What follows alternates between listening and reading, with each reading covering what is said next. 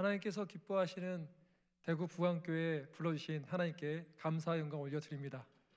아무것도 아닌 자지만 주님 주신 마음으로 여러분들과 함께 은혜에 반응하는 예배자라는 주제로 말씀을 나누고 싶습니다. 다시 한번 이곳에 오신 여러분들을 가장 존귀하신 예수님의 이름으로 축복합니다. 저는 간략하게 소개하면 캐나다에 있을 때는 청년, 청소년 1.5세, 2세 유학생들을 대상으로 단기 선교 도원가로 활동했었습니다. 또 유학생 수련회 강사와 중보기도 팀을 담당했었고요. 오늘 그래서 그런지 태국 단기 선교팀 보고 영상을 보면서 마음이 좀 뭉클해졌습니다. 왜냐하면 이 땅 가운데서도 저렇게 이 코로나 시대 가운데서도 열방을 향하여 품고 나가는 지체들이 있다는 것은 참 가슴 벅찬 일이기 때문입니다. 여러분도 그러시죠? 아니신가요? 저는 참 자랑스러운데 우리 청년들이 너무너무 자랑스럽고 보기 너무너무 좋습니다. 저는 작년 7월에 코로나에 확진됐습니다. 코로나 확진되고 나서 몸이 너무 아팠어요. 일반적이지 않는 현상들이 나타나기 시작했습니다. 그래서 항생제를 5일분을 투여 받았는데 내성이 생겼는지 전혀 말을 듣지 않습니다. 또 다른 항생제를 처방받고 5일 동안 누워있는데 몸이 뭔가 이상해진 것 같습니다. 또 반응하지 않습니다. 약을 먹어서 그런지 위장장애가 생기기 시작하고 힘이 없어져 가는 것을 저는 느낄 수 있었습니다. 한 달 동안 얼마나 아팠던지 정신을 못 차릴 정도였습니다. 한 달 뒤에 이제 좀 기침과 가래가 멈추니까 이제 살만하겠다 싶었는데 또 다른 통증이 옵니다. 복부와 옆구리 등의 통증이 오는데 30분 이상 걸을 수가 없었습니다. 저는 마치 노숙자처럼 걸어가다가도 틈만 나면 벤치에 누워 있었습니다. 하늘을 바라보면서 하나님, 몸에 통증이 너무 심합니다. 고쳐주십시오라고 늘 간절히 기도했습니다. 걷는 것이 내 마음대로 안 되다니. 걷는 게 안 되는 거예요. 30분 이상 걸을 수가 없는 거예요. 심지어 하나님과 나의 약속인 예배, 집회를 인도하러 서울로 가는데 오죽했으면 지하철 역사에서 30분간 누워 있었겠습니까? 많은 외국인들이 보고 웃습니다. 양복 입은 아저씨가 벌러덩 누워 있으니까. 저는 그것을 기념해서 사진으로 다 남겨놨습니다. 왜냐하면 하나님이 제게 약속의 말씀을 주셨기 때문입니다. 반드시 환난에서 너를 건지리라. 저는 하나님이 주신 말씀이라면 무조건 신뢰합니다. 그런데 낫지를 않는 거예요. 그리고 나서 몸의 통증이 좀 약해지니까 약물 부작용으로 역류성 식도염에 걸립니다. 누울 수가 없는 거예요.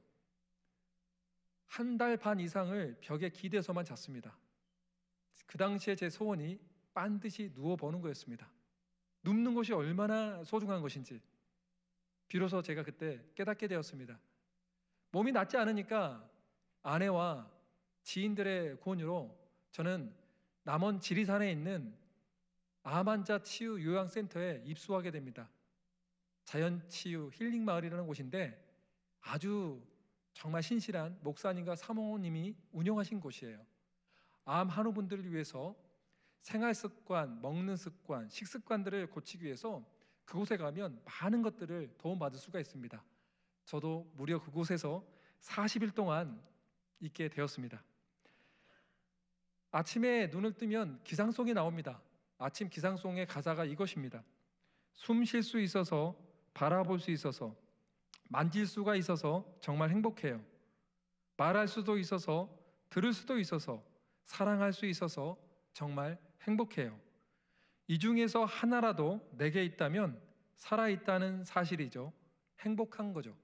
살아있어 행복해, 살아있어 행복해, 네가 있어 행복해, 정말 행복해요. 그 다음 가사 내용이 좀 마음이 뭉클했습니다. 죽은 이의 그토록 바라던 소원은 숨쉬는 오늘이 바라던 내일이죠. 살아있어 행복해, 네가 있어 행복해, 정말 행복해요. 제가 이 가사 내용을 말하니까 굉장히 우울하죠. 근데 이 노래는 굉장히 신나요. 숨 쉴 수 있어서, 바라볼 수 있어서, 짠! 이렇게 나와요. 그런데 몸이 아프니까 경쾌한 음악이 들려도 경쾌하지가 않아요. 나는 죽을 것 같은데. 그리고 그곳에 계셨던 암 한우분들과 살아가는데 제가 제일 어린데 멘탈이 한번 붕괴가 됩니다. 아침에 눈 뜨자마자 기상송과 함께 풍욕을 시작하고 스트레칭을 30분 한 다음에 밥을 먹는데 1시간 동안 밥을 먹습니다. 밥을 씹어 먹을 때 50번씩 씹어 먹어요. 근데 제 앞에 계신 어떤 분이 기도를 하는데 기도를 엄청 오래 하는 거예요. 저도 기도를 나름대로 몸이 아프니까 열심히 했는데 눈을 떴는데도 그분이 기도하고 있는 거예요. 저는 좀 바리새인 기질이 있어서 그런가요? 기도는 지면 안 되는데 저분 평신도인데 어우 창피해. 나는 선교사인데 기도 더 해야겠다. 기도를 또 하고 한참을 했는데도 기도하고 있어요. 왜 저렇게 기도를 오래 하시지 했더니 먹는 게 소화가 안 돼서. 위를 수술하는 분이라 잘 먹고 잘 소화하고 잘 배설하는 게 안 되는 거예요. 저도 좀 지나다 보니까 부작용이 생겨서 먹는 게 안 되는 거예요. 그래서 7월 중순부터 작년 12월 중순까지 몸무게가 12kg가 빠졌습니다. 정신도 흐려지고요. 이렇게 힘들다 보니까 제가 그동안 몰랐던 일상의 은혜, 건강 관리를 좀 잘할 걸. 왜 일 중독자처럼 살았을까? 한국 지난 10년 동안 그토록 몸이 부서져라 주를 위해서 충성했다고 했는데 이제 안식년을 시작하고 안식년을 마치면서 올리브 선교회 2기 사역을 앞두고 열심히 힘차게 나가야 되는데 그 순간에 코로나에 확진되고 이렇게 무너져 버린 거예요. 지금 투병생활 7개월째입니다. 7개월째인데요. 드라마틱하게 주님께서 은혜를 베풀어 주셔서 작년 12월 중순부터 지금까지 잃어버렸던 몸무게 12kg 중 6kg를 회복했어요. 반전이 일어난 것이죠. 저는 하나님의 일상의 은혜를 깨닫게 되었습니다. 건강 관리를 하는 사람은 믿는 사람이든 믿지 않는 사람이든 자기 몸에 좋은 식습관과 생활 습관을 가지면 어떤 열매를 맺을까요? 좋은 건강의 열매를 맺습니다. 내 몸이 아프다는 것은 마냥 나쁜 사인은 아닙니다. 쉬어라는 사인이구나. 좀 먹을 것 좀 관리하라는 사인이구나. 이 고통이라는 것은 다 의미가 있는 거예요. 믿습니까? 그 고통에 어떻게 반응하느냐가 중요한 것이죠.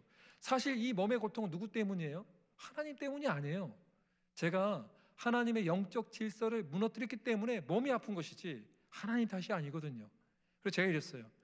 몸은 정말 아프지만 내가 일상의 루틴을 가지고 하나님의 은혜에 힘입어 매일 똑같이 살아가겠습니다.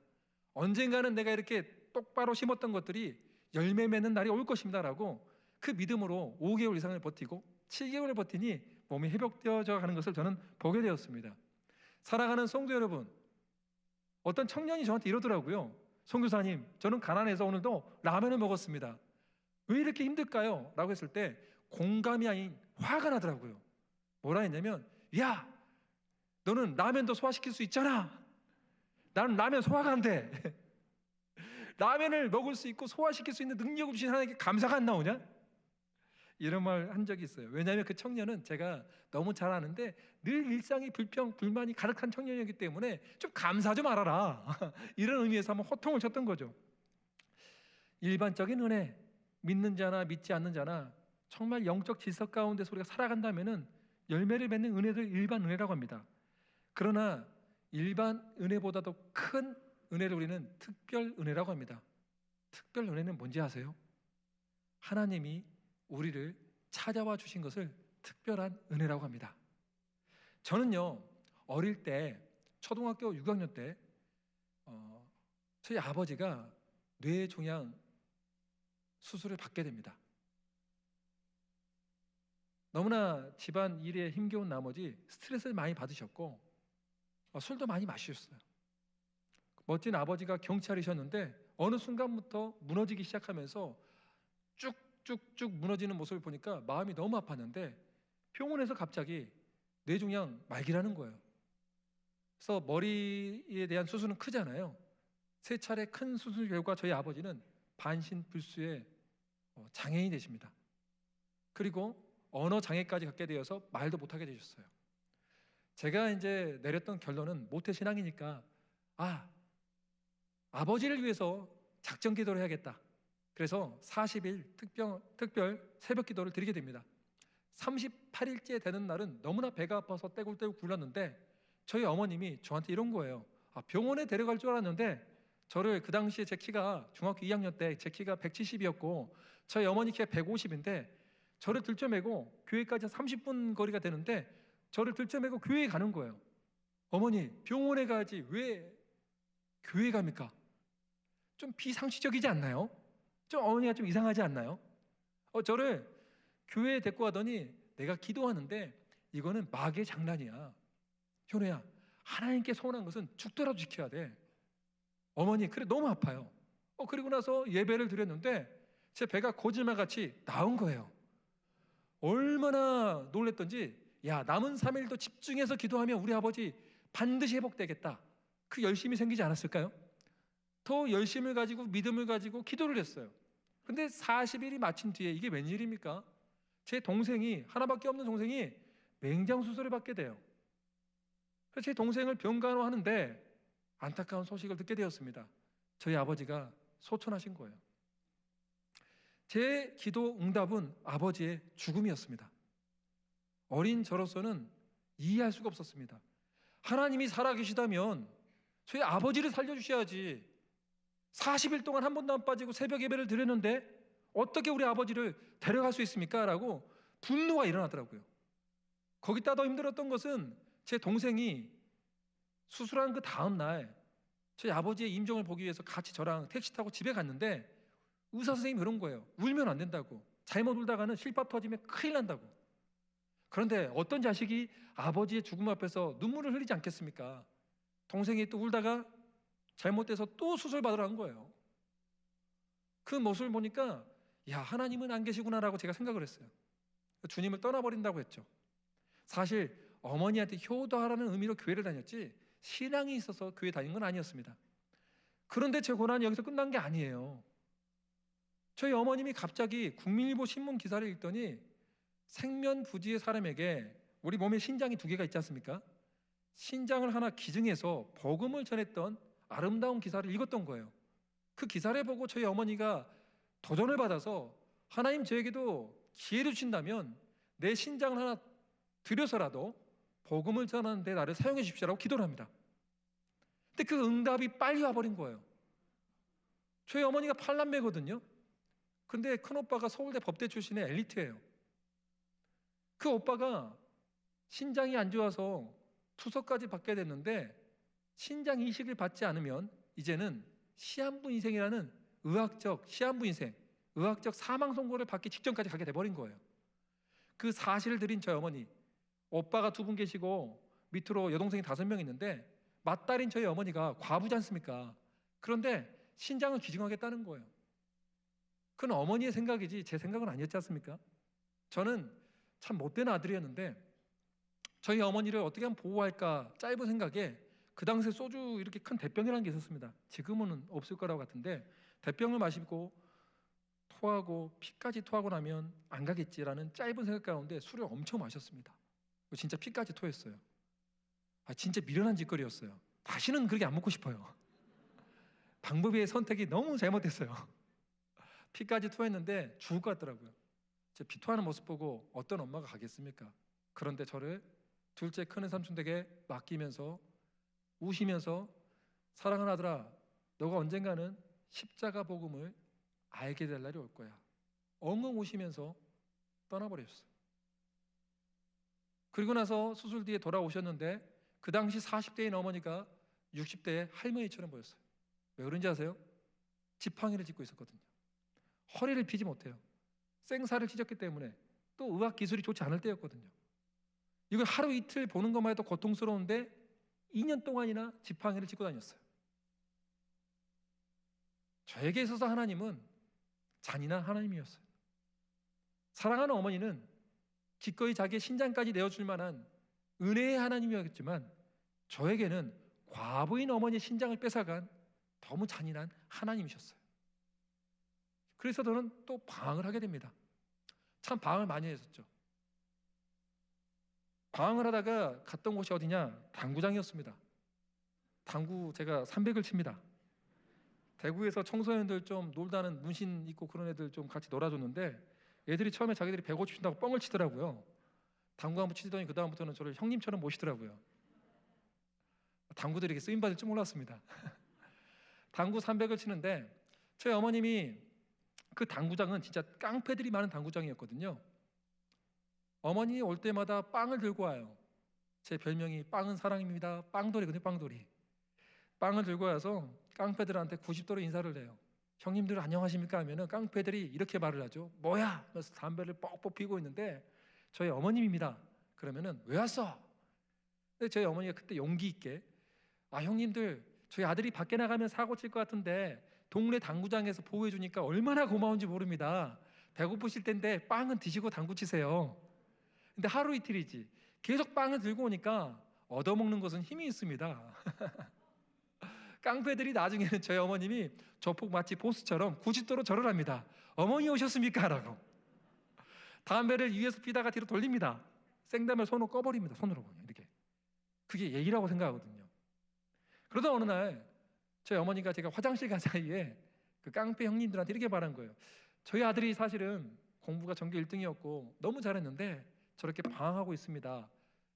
그래서 그 말을 들었던 당구장 사장님이 현호 제가 공부시키겠습니다. 어머니 걱정하지 마십시오. 그랬던 거예요. 제가 화장실 갔다 나왔는데 밤 12시가 되면 이제 당구장에서 그 당시에 뭐 하냐면은 또 노름을 합니다. 포카 게임을 해요. 또 포카는 또 얼마나 잘 쳤는지 몰라요. 깡이 좋아서 죽으면 죽으리라. 배포가 좋아서 저는 집에 안 들어가도 살 수 있는 돈이 항상 있었어요. 당구 쳐서 돈 따고 포카 쳐서 돈 따고. 그게 제 일과였어요. 새벽 되면 사우나 가서 자고 옷은 세탁소에 맡기고 아침에 깨끗한 옷을 입고 국밥 한 그릇 먹고 또 당구장 출근하고 조폭들하고 당구 치고 밤 되면 술집 사장님들하고 또 포카를 치고. 그런데 밤 12시에 노름판에서 돈을 따면 집에 보내줄까요? 안 보내줄까요? 안 보내줘요. 여기는 노름도 모르는 순진한 사람들만 계시는데 절대 빠지지 마세요. 갈 필요가 없습니다. 안 보내주는데 밤 12시가 되면 깡패들이 그래요. 너는 집에 가라. 왜요? 너희 어머니 봐서도 넌 그렇게 살면 안 된다. 당구장 사장님이 저한테 공부하래요. 검정고시. 왜요? 안 봅니다 했더니 야 저놈의 자식 전교 1등까지 했던 수재였대. 저 엄마가 얼마나 불쌍하냐. 그 당구장 사장님이 그 말하니까 깡패들이 너희 새끼 하나면 죽여버린다 그런 거예요. 쪽팔리지만 그래서 검정고시를 봤습니다. 검정고시 보고 하나님의 은혜로 대학도 들어가고 자격증도 따고 공대 자격증 따고 돈도 많이 벌었어요. 한 300만 원을 모았는데 큰 돈이잖아요. 90년대 270만 원은 어머니 드리고 10만 원은 궁 고구마 장사를 했던 동생에게 용돈이라고 딱 던져주고 20만 원은 함께 공부했던 대학교 선배들한테 술을 쐈어요. 거하게. 제 동생이 궁 고구마 장사를 하다가 저한테 이런 거예요. 형님 어떻게 하면 이렇게 돈을 잘 법니까 했더니 일단 공대 가라. 공대 가서 자격증 따면 돈이 된다. 공부를 해야 돼. 이렇게 궁 고구마 장사해서 네 인생에 빛이 없어. 동생이 그러더니 갑자기 머리 삭발하는 거예요. 삭발하고 자기 책상에 I can 하고 딱 붙여놓은 거예요. 내가 진짜 기가 막혔어요. 걔 완전 깡패였거든요. 이제 놀렸죠. 나는 깡통이다. 나는 깡통이다. 나는 깡통이다. I can, I can, I can. 영어 제가 캐나다 어떻게 영어 갔는지 모르겠습니다. 이렇게 영어 실력이 없는데. 동생이 그런데도 열심히 공부해서 1년 동안 정말 공부를 열심히 하더니 저보다 더 좋은 대학에 붙어버립니다. 저희 어머님이 너무 신이 났죠. 그래서 멋진 양복을 맞춰줬습니다.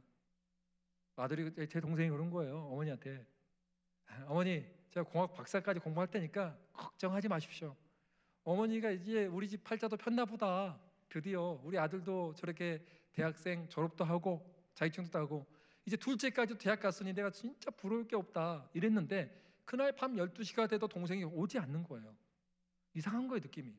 근데 밤 12시에 동생 친구의 다급한 전화가 제게 옵니다. 형님 빨리 오십시오. 큰 사고가 났습니다. 무슨 사고인데? 알고 봤더니 동생이 신입생 환영회 때 남자들끼리 서로 치고받고 좀 싸우고 힘자랑 좀 하지 않습니까? 여기 이제 곧 대학교 올라가는 친구들이 있다면 절대 그런 멍청한 행동 하지 마세요. 제 동생이 술을 많이 마시고 힘자랑하다가 싸움이 붙었어요. 싸움이 붙었는데 대학로에서 싸우다가 넘어졌고 넘어진 순간에 음주운전 차량이 제 동생의 머리를 쳐버렸어요. 병원에 갔는데 의사 선생님이 CT 촬영한 것을 보여주는데 머리뼈가 3군데 깨져서 뇌압이 차서 1시간 이내에 죽는다고 하더라고요. 믿을 수가 없었어요. 제 동생 좀 보여달라고. 동생을 봤는데 그게 더 충격이었어요. 동생의 얼굴의 형상을 알아볼 수가 없었어요. 인공호흡기를 차고 숨을 헐떡헐떡 쉬고 있는데 믿기지가 않았어요. 그런데 피 묻은 넥타이와 옷을 보니 아침에 입고 왔던 제 동생의 옷이 맞았어요. 그리고 병원에 가면은 병원 침대에 병상에 이름표가 있지 않습니까? 그 이름표에 지현웅, 부인할 수 없는 그 이름 세 자가 딱 있으니까 기절할 뻔했어요. 그래서 의사 선생님한테 제발 좀 살려주십시오. 최선이 뭡니까? 물어봤더니 의사 선생님이 너무나 슬픈 모습으로 제게 이런 거예요. 지금 최선의 길은 장기 기증하는 겁니다. 선생님, 이렇게 손과 발이 따뜻한데 어떻게 죽일 수가 있습니까? 아닙니다, 아닙니다. 살려주십시오라고 악을 썼어요. 근데 1시간이 지나고 나니까 간호사 선생님이 호흡기를 떼면서 모든 맥박이나 다 떨어져 버리더라고요. 이 시간 이후부터 지현웅 군은 법적으로 사망했습니다. 그 소리를 들은데 저는 짐승같이 울었습니다. 세상을 다 잃어버린 기분이었어요. 하나밖에 없는 동생. 하나님 너무 잔인하십니다. 우리 아버지도, 내 엄마는 신장이 하나 없고 내 동생은 저렇게 죽었습니다. 그 당시에는 죽으면, 부모보다 먼저 자식이 죽으면 화장터에 갔습니다. 화장터는 지옥의 현장이 따로 없었습니다. 화장터에서 눈물만 뚝뚝 흘리고 있는 사람은 다 엄마들이에요. 그거 아세요? 소리치며 우는 사람은 형제, 자매, 친구들은 소리칠 힘이 있는데 엄마는요, 울 힘도 없어요. 세상에서 가장 비참한 것은 눈물만 뚝뚝 흘리고 쓰러져 있는 그 엄마의 눈물일 거예요. 그것도 억울한데요, 제 동생이 자살로 판명이 납니다. 지역 유지와 가해자, 경찰들이 서로 조작을 한 겁니다. 증인 조작을 해서 가짜 증인을 세우고 저희 동생이 자살했다. 그런데 하나님은 과부의 눈물의 기도를 외면하지 않습니다. 사실 이게 불가능한 일이라고 하는데요, 많은 사람들이 탄원서를 쓰고 검사가 재수사를 요청했습니다. 그래서 재수사한 결과 어느 날 경찰이 우리 집에 찾아와서 무릎 꿇고 빌더라고요. 제 동생 과실이 원래 70이었는데 재수사 결과 동생 과실 술 취했기 때문에 30, 운전자 과실 70. 운전자의 친척들이 와서 무릎 꿇고, 경찰이 무릎 꿇고 한 번만 용서해달라는데 여러분 용서해 줄 수 있겠어요? 죽여버리고 싶겠죠. 2번 죽인 놈들이잖아요. 저희 어머니 다 용서해 주셨어요. 사람을 죽이고 싶어서 죽인 사람이 어디 있겠냐고. 용서한다고. 어머니는 용서했지만 난 용서가 안 됩니다라고 부르짖었어요. 그리고 나서 화장터에 가서 그 화장이 한 줌에 대한 동생의 죄를 어릴 때 고향에 섬진강에 뿌리면서 내가 너 죽인 놈들 다 죽여버릴까라고 증인 조작한 사람, 그 경찰관 이름 다 알고 있거든요. 주민등록번호, 주소까지 제가 다 입수를 했어요. 죽이려고 이제 실행에 착수하려고 하는데 못하는 거예요. 왜 못한지 아세요? 제 동생은 살아생전에 딸 같은 남자였어요. 뭐냐면 엄마에게 딸 같은 존재. 그러면서 항상 술 취하면 저한테 이런 말 해요. 형, 엄마한테 못하면 내가 죽여버릴 거야. 그럼 지나 술이나 먹지 말지. 술 먹고 담배 피면서 저보다 엄마한테 못하면 죽여버린다는 거예요. 엄마를 너무 사랑했거든요. 그런데 제가 동생을 죽인 놈들을 다 죽여버리고 저도 극단적인 선택을 한다면 혼자 계시는 어머니는 누가 봐야 될까? 어머니는 그 당시 항상 벽에 걸려있는 최후의 만찬 그림을 보면서 주님만이 내 마음을 아십나라고 눈물을 흘리면서 울었거든요. 그러니까 동생의 환청의 소리가 들린 것 같아요. 내가 다 죽이고 하면 너 왜 왔어? 그럴 것 같으니까 사람이 문제를 못 푸니까 어떻게 될까요? 중독에 빠집니다. 전 중독에 빠졌어요. 그래서 하루에 소주 7병, 8병 마시는 술 주정뱅이가 돼버린 거예요. 제가 토해놓은 토사물 위에 띵글띵글 구르면서 냄새가 나고 악취가 나는 그런 사람, 사람들을 다 죽여버리겠다고 악을 썼던 사람이 저였습니다. 지금 제가 돌아봐도 아무런 소망이 없고 세상에서 가장 비천한 자가 되어버렸습니다. 끔찍했죠. 제가 제일 싫어하는 사람이 남한테 피해를 주는 사람인데 제가 우리 동네에서 그런 술주정뱅이요 가장 무서운 사람이 돼버린 거예요. 이런 저에게, 이런 소망 없는 저에게 주님이 찾아와 주셨습니다. 그게 복음의 시작인 것입니다. 아무도 저를 찾아와 주지 않았을 때 우리 예수님이 기꺼이 술 주정뱅이면서 몸에 어물 냄새가 나는 나를 안아주셨어요. 우리 예수님의 인생을 한번 생각해 보세요. 예수님이 우리에게 어떤 은혜를 주셨을까요? 하늘의 영광을 버리고 우리를 너무 사랑하셔서 한 여인의 몸에 잉태하셨어요. 그 자체가 이미 수치인 거예요. 피조물의 몸에 잉태하셨다는 것 자체가 수치인 거예요, 주님 입장에서는. 그리고 어디서 태어나셨어요? 마국간에서요. 가장 비천한 마국간에서. 왜 마국간에서 태어나셨을까요? 왜 가장 비천한 곳에서 태어나셨을까요? 현호야, 나는 너의 그 비천함도 안다. 너와 함께하고 싶다라는 것을 보여주기 위해서 우리 주님은 그곳에서 태어나신 거예요. 믿습니까? 아이가 태어나서, 우리 영아들도 있고 저 위에 있지만, 아이가 태어나서 가장 중요한 순간이 태어나서 2년 동안입니다. 2년. 모든 아이의 정서 발달이 태어나서 2년 만에 다 영향을 받게 돼 있어요. 우리 예수님의 태어나서 2년은 피난민이었어요. 피난민. 정서적으로 힘든 피난민의 삶을 사셨던 분이 예수님이셨어요. 그리고 나사렛 빈민촌에서 30년 동안 사셨던 분이 예수님이셨어요. 그 예수님이 왜 온 우주의 주인 되시고 창조주신 예수님이 우리의 문제를 바로 해결해 주지 않고 왜 그런 연약한 모습으로 오셨을까요? 우리는 진짜 급한 문제가 많이 있는데, 우리 아버지도 낳아야 되고 어머니도 낳아야 되고 내 동생도 살아야 되고 우리 관계 문제, 재정 문제, 건강 문제, 교육과 진로의 문제를 해결해 주셔야 되는데 왜 우리의 주님은 해결해 주지 않고 그런 연약한 모습으로 함께 하셨을까요? 저는 성경을 묵상하면서 깨닫게 된 것이 있습니다. 그것은 주님이 우리를 너무 사랑하시기 때문입니다. 하나님은 우리가 너무 소중하기 때문에 하나님이 주신 선물보다 하나님과 내가 하나가 되기를 원하셨던 거예요. 그게 서로 교통하는 거예요. 만약에 내가 연인이 있는데 그 여인이 내가 준 돈과 선물에만 관심이 있다면 그 여인은 얼마나 슬플까요? 우리 주님이 먼저 우리와 함께하고 싶기 때문에, 우리와 하나됨을 원하기 때문에 우리의 문제를 풀어주지 않았다는 거예요. 믿습니까? 그리고 3년 동안 제자들과 함께 하시면서 그 더러운 말을 시켜주시고 섬김의 본을 보여주셨어요. 그런데 우리는 인간은 완악해요. 그 12제자는 예수님을 버리고 다 도망가 버렸어요. 저같이 이랬죠. 내가 생각했던 메시아가 아니에요. 로마 시대에 우리가 식민지로서 그 식민지를 정복한 로마의 백성들을 우리가 쳐버리고 우리가 세상 가운데 가장 강력한 이스라엘 백성이 돼야 되는데 예수님 방법은 달랐거든요.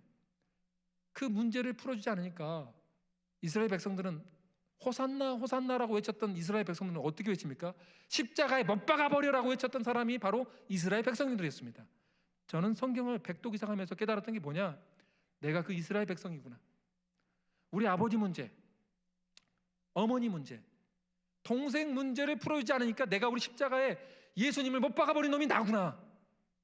못 박아버려야지, 못 박아버려야지. 그게 저라는 거예요. 만약에 사랑하는 성도 여러분, 우리가 우리의 문제를 풀지 못하고 그 문제를 풀지 못했던 것 때문에 하나님께 억울해하며 주님을 떠나버린다면 우리가 믿는 하나님은 적어도 성경에서 믿는 하나님이 아니라는 것입니다. 많은 사람들은 교회에 오면서도 도깨비 방망이 같은 하나님, 알라딘의 램프 같은 하나님을 원해요. 그건 종교지 신앙이 아닌 거예요. 먼저 은혜를 알아야 돼요. 우리 하나님은 이런 비천한 인생 가운데 먼저 함께 해주셨어요. 나를 위해서, 나의 모든 죄를 위해서 그 십자가에 엘리 엘리 라마 사막다니, 나의 하나님 나의 하나님 어찌하여 나를 버리셨나이까. 그 절망의 순간에서도 우리의 죄를 손가락질을 한 게 아니라, 주님, 저들이 무슨 말을 한지 모르고 죄를 짓고 있으니 저들의 죄를 용서해 주십시오. 마지막까지 용서가 무엇인지를 친히 보여주시고 죽으셨어요. 우리를 끝까지 사랑해 주신 것이죠. 그리고 우리가 져야 될 그 죽음의 권세를 주님이 깨트려진 다음에 어떻게 하셨죠? 3일 만에 부활하셔서 우리를 너무 사랑한 나머지 우리가 안 믿을까 봐 40일 동안 제자 500명에게 부활의 영광의 모습을 다 보여주셨어요. 믿을 만한 증거를 다 주셨어요. 역사적 증거도 다 주셨어요. 그리고 하늘로 올라가셔서 하늘 보좌 우편에서 여러분과 저의 영혼을 위해서 지금도 주야로 중보하고 계세요. 위대한 중보자, 유일한 중보자는 예수 그리스도밖에 없는 줄 저는 믿습니다. 그리고 또 다른 보혜사, 또 다른 중보자이신 성령님이 믿는 자의 심령 가운데 와 계신 줄 저는 믿습니다. 우리의 보혜사는 어떤 분이세요? 우리의 상담가가 되어주시고 우리의 죄력자가 되어주시고 우리의 위로자가 되어주십니다. 제가 술독에 빠졌을 때 저를 위로해 주신 사람은 단 한 명도 없었어요. 오직 유일하신 성령 하나님만이 저를 위로해 주셨습니다. 영어 성경에 보면 그래서 성령님을 카운셀러라고 그래요. 카운셀러. 우리의 상담가가 되어주신다고. 하나님의 뜻대로 살 수 있는 우리들에게 하나님의 뜻대로 살 수 있는 힘을 주신 전력자라고도 표현합니다. 그리고 진짜 위로자가 되시는 분은 오직 성령이라는 거예요. 자, 이와 같은 삼위일체 하나님이 우리와 함께 하시는데 부족할 게 뭐가 있습니까? 이 은혜를 입은 사람이 바로 우리 그리스도인인 줄 저는 믿습니다. 하나님이 우리를 찾아와 주셨던 것을 은혜로 한다면 이 은혜에 반응한 것을 우리는 또 다른 사랑의 표현인데 그것을 예배라고 표현합니다. 예배는 하나님이 원하시는 방법대로 드린 것이 예배입니다. 기독교는 계시의 종교이기 때문에 하나님이 계시해 준 성경을 통해서 우리가 하나님을 예배드리는 법을 제대로 알아야 되는 거예요. 믿습니까?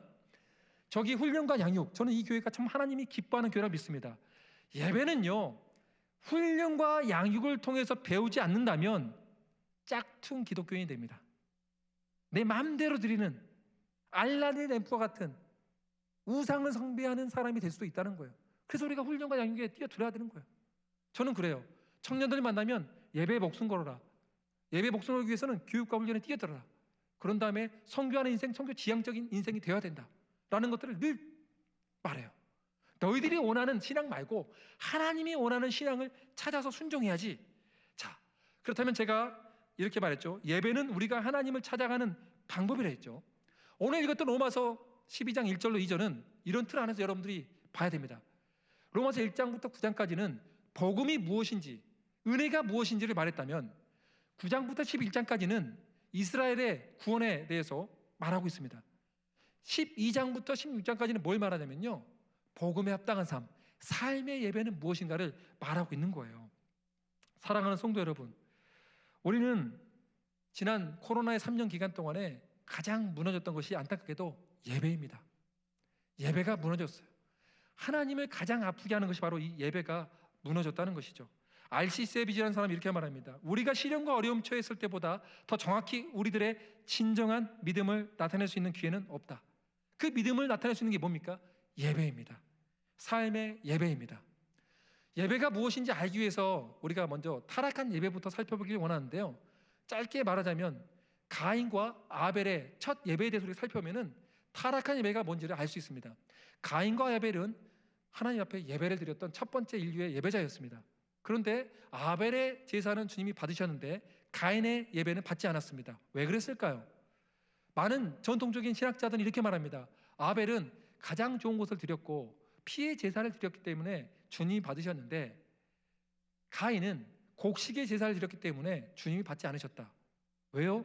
에덴 동산에서 아담과 하와가 죄를 범했을 때 그 수치를 덮어주기 위해서 하나님이 무슨 옷을 입혀주셨죠? 가죽옷.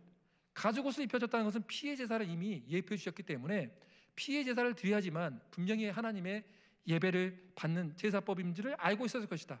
그런데 가인은 그렇지 않았다. 저는 그런 해석에 대해서 동의하지는 않습니다. 설득력이 별로 없더라고요. 왜 그런지 아세요? 레위기에 보면 5대 제사가 나옵니다. 우리가 하나님을 찾아가기 위한 5가지 제사의 방법 중에 5대 제사가 있는데 그 5대 제사가 뭐가 있을까요? 번제, 소제, 화목제, 속죄제, 속건제가 있습니다. 그 중에 소제라는 것은 곡식으로 드린 제사가 소제입니다. 소제의 의미는 뭐냐면은 히브리어 민하라는 단어를 썼는데 신하의 나라가 왕의 나라에 충성할 때 쓰이는 그 단어의 의미가 있습니다. 그렇다면 소제는 뭐죠? 충성의 제사예요. 가인은 충성의 제사를 드렸던 거예요. 그런데 이상하죠? 왜 하나님이 받지 않으셨을까요? 저는 이렇게 생각합니다. 하나님이 받으신 예배는 그 예배자의 태도와 마음을 보시기 때문입니다. 가인이 만약 진짜 하나님의 은혜를 아는 사람이었다면 가장 좋은 곡식을 드렸을 것이며 그 마음과 중심과 태도가 예배에 실패했을 때 하나님 어찌하여 제 예배를 받지 않습니까? 라고 근심하며 걱정하며 엎드려야 되는데 오히려 짜증을 냅니다. 분노를 일으킵니다. 그리고 아벨을 죽여버립니다. 그 마음의 중심이 뭐죠? 만약 여러분들이 내가 일을 해서 11조 냈어. 11조 내려. 주님 11조 내니까 복을 주십시오. 감사 예물 드렸으니까 내게 복을 주십시오. 이 예배가 바로 가인의 예배예요. 현대판 가인의 예배라는 거죠. 10의 1조는 하나님, 이 모든 것이 하나님 주신 은혜입니다. 자격 없는 자에게 자격을 주신 것도 감사한데 내게 일할 수 있는 능력을 주신 것도 하나님의 은혜입니다.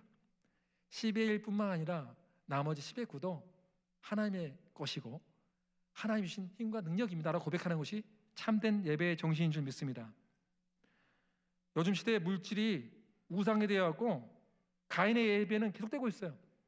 예수님이 없는 종교, 십자가가 없는 종교행위, 회개 없는 예배, 죄에 대한 각성 없이 하나님 앞에 나오는 사람들, 돌이키지 않는 사람들의 마음들, 그리고 물질이 없이 자기의 힘과 능력으로만 살아가는 예배자들, 하나님이 정말 슬퍼하십니다. 그렇다면 합당한 예배는 뭘까요? 오늘 세 가지로 정리해보면 이렇게 정리해볼 수 있습니다. 첫 번째로, 합당한 예배는 거룩한 산 제물이 되어야 된다는 것입니다.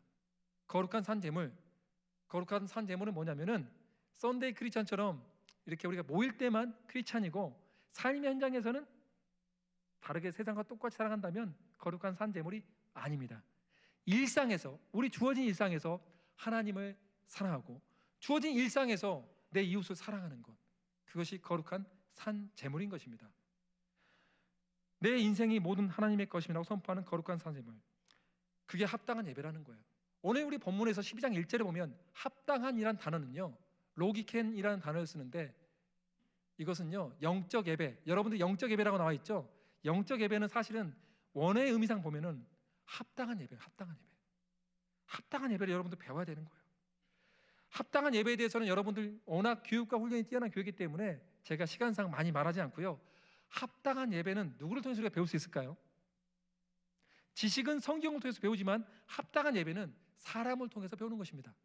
멘토를 통해서, 특별히 부모님을 통해서 우리는 배울 수 있습니다.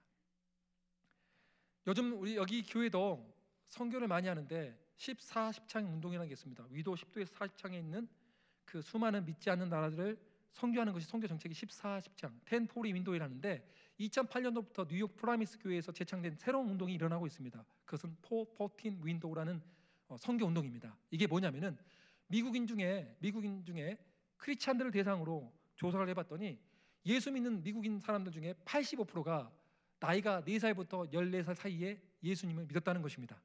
그렇다면 전략적으로 어떤 나이대에 우리가 선교를 해야 될까요? 4살부터 14살. 나머지 15%대는 그 이후에 전마다 15%는 그 이후에 믿는 거예요. 그 이후에. 그러니까 효율적인 선교를 하기 위해서는 다음 세대에 던져야 된다는 거예요. 저는 그래서 다음 세대 선교를 참 많이 해왔습니다. 청소년, 청년. 그런데 자꾸 하면 할수록 미국에 빠진 거예요. 청년들 선교를 많이 하다 보니까 고등학교 때부터 좀 중학교 때부터 잘 다스려야겠다. 중고등학생들 다루다 보니까 한 가지 깨달은 게 있어요. 부모가 문제구나. 부모가 문제네. 그래서 제가 깨닫게 되면서 결혼 전 예비 커플, 청년들한테 다시 돌고 돌아서 또 갑니다. 결혼 전 예비 커플들 대상으로 엄청 훈련을 많이 시킵니다. 성경적인 인생이 뭔지, 성경적인 결혼관이 뭔지, 프리페어 이니치라는 상담 툴을 통해서, 제가 그 전문 강사인데 그걸 가지고 또 온라인 상담부터 해서 어떻게 성경적인 인생을 세워갈 수 있을까? 어떻게 하면 선교하는 인생, 선교 지향적인 인생, 선교하는 가정, 선교 지향적인 가정이 될 수 있을까? 가정의 제사장, 남자들이 다 죽어가는 세상이거든요. 저한테 대구 경북에서만 개별적으로 50커플 이상이 저한테 상담을 받고 이 제사장 훈련을 받았어요. 전부 다 목적은 뭐냐? 가정의 제사장을 세우는 거예요. 남편을 가정의 제사장. 그래서 제가 마지막에 가정예배 드리는 것까지 다 가르쳤어요. 왜요? 부모가 살아나야 되니까. 그러다 보니까 효과가 있더라고요. 이거 맞았구나. 그런데 이거는 제 마음뿐만 아니라 2018년도 신앙 유형과 실태조사 보고서에 보니까 목회와 신학 4월에 이렇게 나와 있습니다. 교회를 출석하는 개신교인 500명과 목회자 300명을 대상으로 설문조사를 했습니다. 성도들의 신앙 성숙에 가장 큰 영향을 끼친 사람은 누구라고 생각하십니까? 목회자 300명에게 물어봤는데 1위는 누구가 나왔을까요? 목회자라고 대답하신 목회자가 61%가 됩니다. 2위는 어머니가 11%. 그런데 개신교인들은 생각이 다릅니다. 개신교인들은 1위가 어머니입니다. 어머니가 23.6%. 그 다음이 목회자였어요. 심지어 얼마 전에 기독교 학부모 교실 지도자 과정을 들었는데 여기서는 더 충격적인 제가 퍼센티지를 발견했어요. 뭐냐면은 자녀의 신앙 중에 가장 영향 끼친 사람은 누굽니까 했을 때 부모님이 90%가 넘었습니다. 목회자는 2.2%. 제가 이렇게 생각을 했죠. 목회자가 2.2%라면 우리는 어떻게 될까? 부모를 깨워야 되겠구나. 부모한테 올인해야겠구나. 이 생각을 하게 되었죠. 미래의 부모인 우리 청년 세대들을 축복합니다. 잘 배우셔야 됩니다. 결혼은 아름다운 거예요. 그래서 저는 또 우리 청년들 중에 독신의 은사가 있어서 저는 그럼 결혼 못하니까 저는 버린 카드인가요? 버린 카드가 아니에요. 영적 아버지가 될 수 있습니다. 여러분 영적인 자녀들도 훈육해야 되는 거거든요. 믿습니까? 독신의 은사를 갖고 있는 분 중에 잘못된 독신의 은사를 설명한 분들이 있더라고요. 선교사님, 저는 누구랑 사는 게 귀찮아요. 혼자 사는 게 좋아서 독신의 은사 같아요. 그건 독신의 은사가 아닙니다. 그것은 게으름의 은사라고 하죠. 독신의 은사는 하나님을 너무 사랑해서 사도 바울같이 가정을 이루면 뒤처질 것 같으니까 주님께 올인한 인생이 독신의 은사입니다. 그럴 때는 자기 독신의 은사 아닌 것 같다고 하더라고요. 이게 인간들이 항상 그래요. 여러분, 왜 어머니일까요? 왜 부모니까요? 삶으로 예배자가 무엇인지를 봤기 때문입니다. 믿습니까? 믿습니까? 저도 제 인생의 가장 큰 스승은 어머니입니다. 저희 어머니가 1997년도에 한 아들을 잃었잖아요. 허망하게 대학교 입학식 날. 또 다른 아들은 어떻게 됐습니까? 술 주정뱅이가 됐어요. 교회 가기 얼마나 창피할까요? 예수님 믿었는데 과부가 일찍 됐고, 한 아들은 죽었고, 한 아들은 술 주정뱅이. 그런데 어김없이 주일이 다가옵니다. 주일은 하나님께 예배 드린 날이잖아요. 여러분 예배 드릴 수 있을 것 같아요? 나는 힘들 것 같아요. 다 무너졌는데 사람들이 손가락질 할 것 같아요. 그렇게 예수 믿은 게 복이냐? 라고. 그래서 그 당시 저희 어머님이 소년부 교사셨습니다. 소년부 교사. 여러분 그거 아세요? 육적인 아이들도 우리 자녀들이지만 교회, 대구 북왕교회에 있는 차세대 아이들도 우리의 아이들입니다. 믿습니까? 예수님 안에서 우리 자식들인 거예요. 저희 어머니가 소년부 교사인데 또 거기에 맡고 있는 우리 영적인 자녀들이, 주일학교 아이들이 내가 안 가면 또 뿔뿔이 고아처럼 흩어질 거 생각하니까 마음이 아픈 거예요. 그 아이들 생각해서 눈물 흘리면서 예배에 참석합니다. 예배에 참석하면서 어떻게 예배를 들었냐? 그냥 펑펑 우셨어요. 눈물 흘리면서 이제 소년부 공과 공부 시간에 들어갑니다. 아이들이 선생님 왜 우세요? 물어보니까 저희 어머님이 이렇게 말했죠. 얘들아 너무 미안하다. 며칠 전에 너희 형이 죽어서 그래. 그 말을 들었던 아이들도 울고 저희 어머니도 울었어요. 굉장히 슬픈 일이죠. 그런데 우리 주님은 그 예배를 기뻐 받아 주셨어요. 인생에 있어서 가장 비참할 때에도 우리가 섬겨야 될 분이 있다는 것을 우리는 삶으로 보고 배웠어요. 우리의 슬픔마저도, 탄식마저도, 비통함마저도 받기 합당하신 분이 계시다는 것을 그 어머니의 모습을 통해서 우리는 눈으로 목도하고 배웠어요. 그 소년부 아이들은 예배에 대해서 앞으로 어떻게 생각할까요? 인생의 가장 큰 비통함이 올지라도 우리가 경배해야 될 그분이 있구나. 예배는 이런 거구나라고 배우지 않았겠습니까? 저도 그걸 배웠던 거예요. 그리고 나서 하나님께서 부흥은 하나님께서 주신 것입니다. 그 다음부터 그 반에 아이들이 몰려오기 시작하는데 감당이 안 되는 거예요. 반을 쪼갤 만큼 너무나 많은 아이들을 보내주신 거예요. 하나님께서. 하나님이 그 예배에 감동받으신 것이죠. 그해 연말에 저희 어머니께서 노회 최우수 교사상을 받습니다. 그걸 보면서 막 춤을 추면서 얼마나 기뻐하시는지 몰라요. 저희 어머니 항상 하시는 말씀이 있어요. 대통령상, 국무총리상 부럽지 않아. 비천한 자를 기억하는 이에게 감사하라. 그의 인자하심이 영원함이로다. 하나님이 비천한 나를 기억해 주셨어 라고 춤을 추시는 거예요. 그리고 누구를 위해서 기도했을까요? 저를 위해서 하루도 빠지지 않고 7년간 기도합니다. 술 주정뱅이 됐던 저를 위해서. 때로는 기도할지 모르니까 주기도문에 제 이름을 넣어서 하루에 12시간을 기도합니다. 하늘에 계신 우리 아버지여, 그 이름이 거룩히 여김을 받으시며 나라 임하옵시며, 그러면서 제 이름을 넣은 거예요. 내 이름을. 기도할지 모르니까 주님께서 가르치는 기도를 가지고 간절히 기도합니다. 그 기도가 7년 만에 응답받게 됩니다. 저는 그래서 하나님의 놀라운 은혜로 구원받게 되었습니다. 그리고 제 인생 가운데서도 가장 비참한 일이 발생합니다. 살다 이렇게 힘든 경우가 또 있을까? 나도 예수를 믿고 선교사까지 되었는데 관계 문제, 재정 문제, 건강 문제, 교육과 진로 문제가 하나도 안 보이는 거예요. 너무 열심히 살았는데도 홍해 앞에 서 있는 것 같았어요. 죽을 것 같더라고요. 학점이 C-F가 나올 위기에 처한 거예요. 그 다음 학기에 캐나다에서 유학 중에 비자 연장을 해야 되는데 F가 나오면은 비자 연장도 안 될 뿐만 아니라 장학금 다 물 건너간 거죠. 그래서 제가 교수님한테 가서 제 사정을 이해하기 힘듭니다 했더니 교수님이 제 손을 꽉 잡아주고 눈물로 기도하더라고요. 그리고 F를 주더라고요. 야, 진짜 뭐 내가 신학교 잘못 갔어요 그때. 우리 한국 같으면 좀 눈물 흘려주면 B라도 아니면 C라도 줄 줄 알았는데 F. 다 끝난 거죠. 그리고 재정이 없고 또 제 아내는 그때 유산을 2번째 했기 때문에 몸도 안 좋았고 또 저희 시어머니를 또 모시고 있었어요. 얼마나 힘들었을까요? 세상에서 결혼하기 전에 가장 사랑했던 사람이 누구냐면 저희 어머니였겠죠.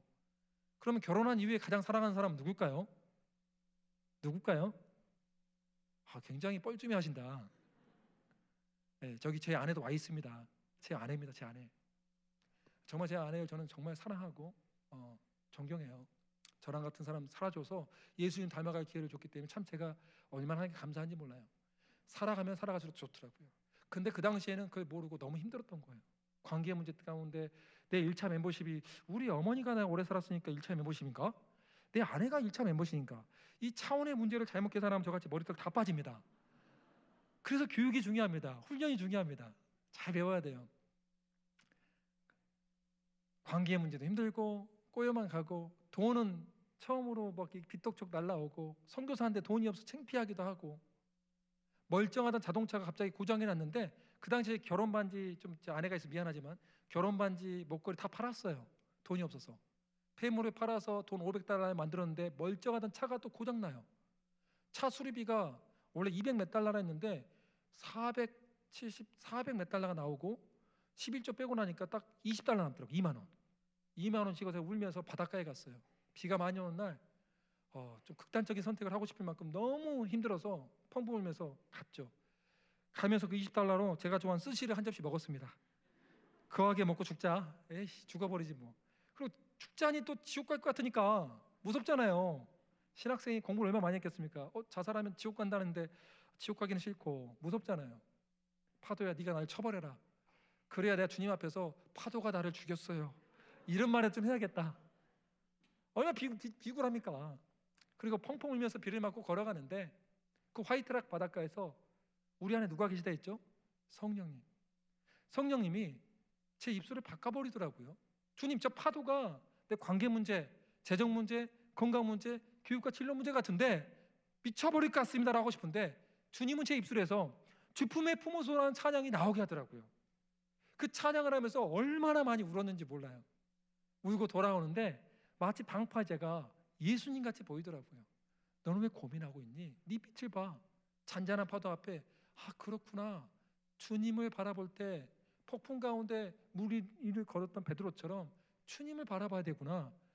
그런데 내가 내 문제를 바라보면 결국 빠져 죽겠다고 신음할 수밖에 없는 존재가 나구나. 정신 차려야지. 그런데 그때 주님이 생각나게 해주신 게 있어요. 너희 어머니가 가장 힘들 때 뭐 했니? 예배였습니다. 그래 너도 예배자야. 맞다 나도 예배자구나. 그래서 집에 가서 가족들을 다 모아서 예배를 드리기 시작했습니다. 그 불편한 관계 속에서도 예배를 드렸는데 일주일에 한 번 드렸던 예배가 너무 좋으니까 3번 드리게 되고 5번 드리게 되고 공예배를 드리고 공예배를 제한 모든 날에 우리는 예배를 드리게 되었습니다. 놀라운 것은 3개월 동안 우리 기도가 바뀌었다는 것입니다. 3개월 전에 회개만 했어요. 하나님 관계 문제에 우리가 주인 됐던 것을 용서해 주세요. 재정 문제에 있어서 주님을 신뢰하지 못하고 우리의 고간을 믿었던 것을 용서해 주세요. 이 기도를 3개월 동안 하고 나니까 나중에 어떤 기도까지 나오냐면 주님 이 고난의 이유 우리가 더 이상 회개할 것이 없을 때까지 이 고난을 허락해 주세요. 회개할 때까지 완전히 거룩해질 때까지 거룩한 사명자가 될 때까지 우리를 회개시켜 주십시오. 고난 걷어가 주지 마십시오. 그렇게 기도했어요. 3개월이 지나니까 어머니께서 무릎을 꿇고 비시면서 용서를 비는 거예요. 며느라 네가 얼마나 힘들었니? 저는 저희 아내와 어머니께 너무 미안한 거예요. 부끄러운 가장. 남자로서 무능력하다고 느꼈을 때 미안하다고 사과하고 용서하고 사랑이 됐던 거예요. 관계 문제는 하나님의 영이 임하니까 해결되기 시작하더라고요. 용서와 사랑은 우리 힘으로 할 수 없다는 것을 그때 알게 되었습니다. 하나님의 영이 임하니까 첫 번째로 시작하는 게 바로 용서였습니다. 또 사랑이었습니다. 그 재정의 문제는 어떻게 해결되느냐? 여기 우리 대학생들이 있을지 모르겠는데 F 맞았다고 주눅 들지 마세요. 저는 최선을 다했지만 4.3 만점에 1.23 낙제점을 받았는데 장학금을 받습니다. F를 줬던 교수님이 저를 장학금을 줬어요. 제가 지난 학기 동안 학생으로서 얼마나 삶의 예배를 드렸는지 보았거든요. 저는 크리스마스 시즌에도 도서관 옆에 앉아서 공부했던 사람입니다. 그 모습들을 교수님들이 봤어요. 늘 공부했어요. 끝까지 포기하지 않는 예배자. 학생으로서 포기하지 않는 예배자는 그 자리를 지키는 거예요. 집안이 무너지고 내가 죽을 것 같아도 그 자리를 믿음이 있다면 지키는 거예요. 믿습니까? 저는 그 자리를 지켰어요. 근데 결과는 세상의 간증들은 많죠. A+ 맞고 장학금 받았다는데 저같이 1.23 맞고 뭐 이렇게 장학금 받은 간증은 드물 거예요. 왜 이런 미련한 저에게 하나님께서 간증할 기회를 주셨을까요? 하나님은 미련한 자에게도 함께 하신다는 것을 보여주고 싶기 때문이에요.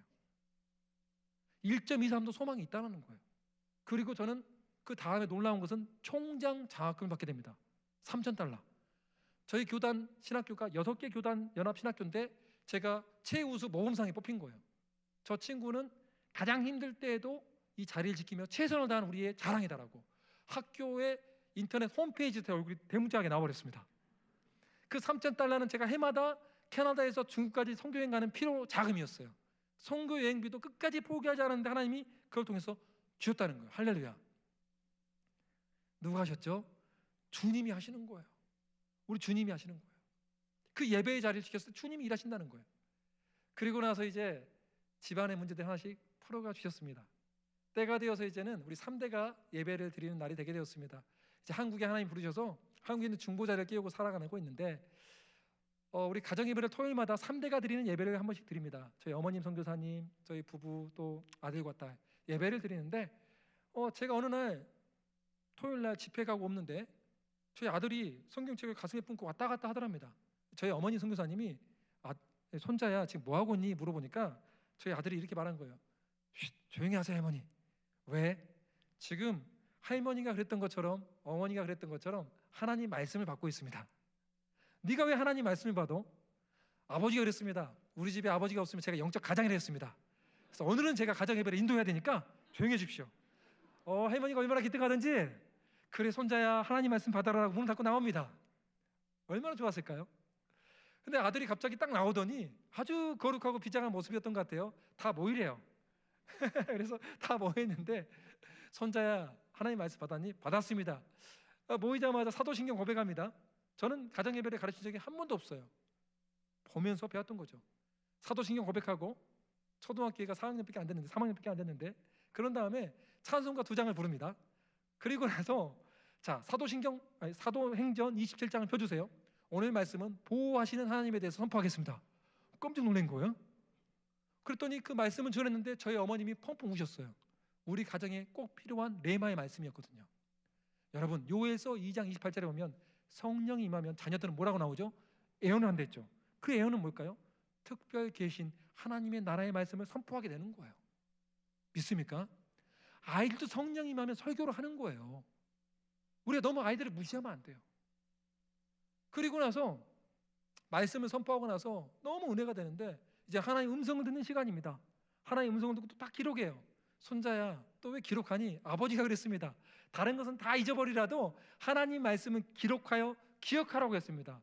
내가 있었으면 칭찬을 엄청 해주고 싶었는데 풀은 마르고 꽃은 시드나 우리 주님의 말씀은 영원토록 서 계시기 때문입니다. 여러분도 오늘 제 간증은 다 잊어버리세요. 로마서 12장 1절로 2절 말씀 거룩한 산 제물이 뭘까? 합당한 예배가 뭘까? 이것만 기억하셔야 돼요. 믿습니까? 그리고 나서 이제는 아빠를 위해서 중보기도 합니다. 아빠 부흥회 가운데 은혜를 주세요. 다 주여 삼창에 치며 기도하고 나서 마지막에 주기도문으로 마칩니다. 그런데 그 뒤에 얼마 지나지 않아서 저희 어머니가 이제 행복하게 살만 하는데 쓰러져요. 선교사 안식관에서 발견되었는데 원래 평균 체중이 50kg인데요. 몸무게가 38kg인 상태에서 발견됩니다. 말도 못하고 선망증 아세요? 아무 기억도 못하고 쓰러졌는데 다 죽어가기 직전이더라고요. 입술을 열어서 말하는데 뭐라고 말하냐면 거의 다 죽어가는 목소리로 딱 두 문장을 반복해요. 하나님 고난을 주셔서 감사합니다. 하나님 중보자여서 감사합니다. 저희 어머니 중보기도자였고 전도자였거든요. 항상 부흥회 갈 때나 전도 집회 갈 때마다 첫 마디가 고난이 내게 유익이라 했거든요. 이렇게 돌아가시면 안 될 것 같은데 파티바 병원에 모시고 와서 응급실에서 기도하는데 하나님 내게 한 달만 기회를 주십시오. 효도 한번 할 기회를 주십시오라고 펑펑 울면서 기도했어요. 그랬더니 하나님께서 재정이 없었는데 300만 원을 누군가를 통해서 부어주시더라고요. 재정이 생겼다. 분명히 살려주시겠다. 어머니 했더니 아무도 기억을 못해요. 저하고 아내 외에는. 기억도 조합이 맞지 않아요. 병원에서 뭐라고 나오냐면 췌장 수치가 1000, 일반인 20배, 이독한 상태고, 거기다가 알츠하이머에서 치매 이미 중기가 넘어선 상태고, 선망증이기 때문에 굉장히 위독한 상태라는 거예요. 어머니 한번 이거 말씀해 주십시오라고 했더니, 야, 시편 23편, 여호와는 나의 목자시니 내게 부족함이 없으리로다. 저희 어머니가 전도할 때마다 암송하셨던 129절, 그 말씀을 다 입에서 줄줄 나오는 거예요. 그때 제가 얼마나 감동받고 울었는지 몰라요. 하나님 말씀이 영원하다는 말이 여기 있구나. 주님이 붙들어 계시니까 그래, 소망이 있다. 이것만 해도 어딘가 이러고 있는 찰나에 이제 제 아내가 또 과로로 쓰러집니다. 기가 막히죠. 엄청나게 훈련 받았는데 어머니 쓰러지고 아내도 쓰러지고 기가 막힌 거예요. 집에 와서 설거지를 하는데 제가 문득 이런 생각이 든 거예요. 내 한평생 지금까지 주님께 예수님 믿기 전에는 엄마하고 불평했는데, 야, 이런 일 갖고 또 엄마하고 불평하면 되겠나? 나 감사해버려야지. 눈물은 나는데, 제가 정말 눈물은 나는데 이렇게 노래 불렀어요. 주께 감사하세, 그는 선하시며 인자하심이 영원함이로다. 내가 감사하리, 그는 선하시며 인자하심이 영원함이로다. 울면서 접시를 닦고 있는데 저 한쪽 방에서 아이들의 목소리가 들리는 거예요. 나는 하나님을 예배하는 예배자입니다. 아이들아, 뭐하니? 아빠 오늘 8시라서 가정예배 드려야 되는데 아빠도 아프고 엄마도 아프고 할머니도 아프니까 우리끼리 예배 드리려고 그래요. 너무 기특하다. 쌤, 에스더, 너희들이 이 거실에서 예배를 드리면 좋겠다. 아빠가 미안해, 좀 누워있을게. 너무 아프다, 아빠 몸이. 누워있는데 그 당시 6학년이었던 저희 아들 쌤이 초등학교 1학년 딸한테, 여동생한테 뭐라 하냐면, 무릎 꿇어 에스더. 그러니까 에스더가 오빠 왜? 그런 거예요. 지금 우리 집 위기 상황이다. 자, 주여 삼창 외치고 기도한다. 주여 주여 주여 외치는 거예요. 우리 할머니 낫게 해주세요. 우리 아버지 낫게 해주세요. 어머니 낫게 해주세요. 주여 외치고 기도하는데 제가 그때 울었어요. 하나님, 나는 죽어도 여한이 없습니다. 이렇게 예배자로 컸다면 무엇을 두려워하겠습니까? 감사합니다는 고백이 나왔어요. 그런데 하나님께서는 우리 아이들의 기도에 응답해 주셨어요. 저희 어머니가 쓰러진 지 6개월 만에 모든 기억이, 쓰러진 당일날의 기억만을 제외하고 모든 기억이 정상으로 돌아왔어요. 살도 정상으로 돌아왔어요. 손자는 노인의 멸류관이요, 아비는 자식의 영환이라. 잠언 17장 6절의 말씀이 실제가 돼버린 거예요. 왜 그런 기도 응답을 드렸냐? 저는 알츠하이머성 치매가 나았다 안 나았다가 중요한 게 아니에요. 어머님이 만났던 하나님, 나와 내 아내가 만났던 하나님을 우리 아들과 딸도 그 기도로서 만났다는 것이 중요하다는 거예요. 하나님이 그런 은혜를 베풀어 주셨다는 거예요. 그 아이들에게도 살아계신 하나님이 있다는 것을 보여주고 싶었다는 것이죠. 저희 어머님과 함께 둘레길을 걷고 있는데 저희 어머님이, 여기 뒤에 함지산이 있죠? 저희 어머님이 이쪽 근방에, 선교사 안식관 이쪽 근방에 있어서 제가 이쪽에 모시고 사는데 가끔씩 저도 일주일마다 한 번씩 여기 와, 이 동네에. 잘합니다. 함지산을 걷고 있는데 제 어머니 선교사님 이런 거예요. 선교사님, 우리 아들, 내 어머니 말씀하세요. 나는 이제 죽어도 여한이 없다. 왜 어머니?